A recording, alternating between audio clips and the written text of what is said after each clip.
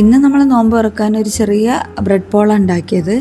അതിന് ആദ്യം ഒരു ഫില്ലിങ്സാണ് തയ്യാറാക്കിയത്. ഉള്ളിയും പച്ചമുളകും ഇഞ്ചി ചതച്ചതും ചേർത്ത് നന്നായിട്ട് വഴറ്റിയെടുത്തിട്ട് പാകത്തിന് ഉപ്പും ചേർത്ത് മഞ്ഞൾപ്പൊടിയും ഗരം മസാലയും ചേർത്ത് ഇളക്കി നമ്മൾ വേവിച്ച മീറ്റ് അതിലേക്ക് ഇട്ട് കൊടുക്കുക കേട്ടോ ചെയ്യുന്നത്.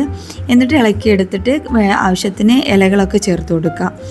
ഇനി ഇത് ബ്രെഡ് മുക്കാൻ വേണ്ടിയിട്ട് ഒരു കൂട്ടുണ്ടാക്കണം. അതിന് ഇവിടെ ആദ്യം ഞാൻ 3 മുട്ടയും കുറച്ച് പാലും മൈദപ്പൊടി മിക്സ് ചെയ്ത കൂട്ടും എടുത്തിട്ടുണ്ടായിരുന്നു. അപ്പോൾ എനിക്ക് പോരാൻ തോന്നിയപ്പോൾ ഞാൻ ഒരു എഗ്ഗ് കൂടി ആഡ് ചെയ്തു.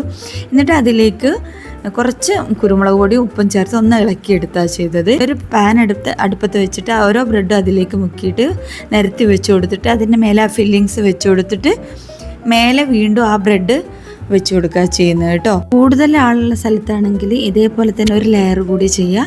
അപ്പോൾ 2 ലെയറായിട്ട് ഇങ്ങനെ ഇതേ തന്നെ റിപ്പീറ്റ് ചെയ്തിട്ട് ഉണ്ടാക്കുക കേട്ടോ. ഇവിടെ കുറച്ച് ആളുള്ളതുകൊണ്ടാണ് ഞാൻ ഇവിടെ ഒരു ലെയറിൽ ഒരു ഫ്രൈ പാനിൽ ഉണ്ടാക്കിയെടുക്കുന്നത്. പിന്നെ ഈ മൈദപ്പൊടി പാലും മിക്സ് നിങ്ങൾക്ക് വേണ്ടെങ്കിൽ അതിന് പകരം ആ മിക്സിന് പകരം നിങ്ങൾക്ക് കുറച്ചുകൂടി കൂടുതൽ എഗ്ഗ് എടുത്തിട്ട് മിക്സ് ഇതേപോലെ തന്നെ മിക്സ് ഉണ്ടാക്കാം കേട്ടോ.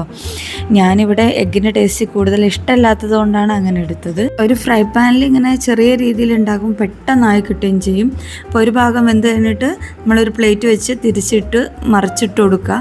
അപ്പം മറ്റേ ഭാഗം വേവിച്ചെടുക്കുക. അപ്പോൾ ഈ ഇഫ്താറിന് ബ്രെഡ് പോള ഉണ്ടാക്കിയ ഒരു കമൻറ്റ് ചെയ്യണേ. അപ്പോൾ പുതിയൊരു വീഡിയോ ആയിട്ട് വീണ്ടും വരാം. താങ്ക്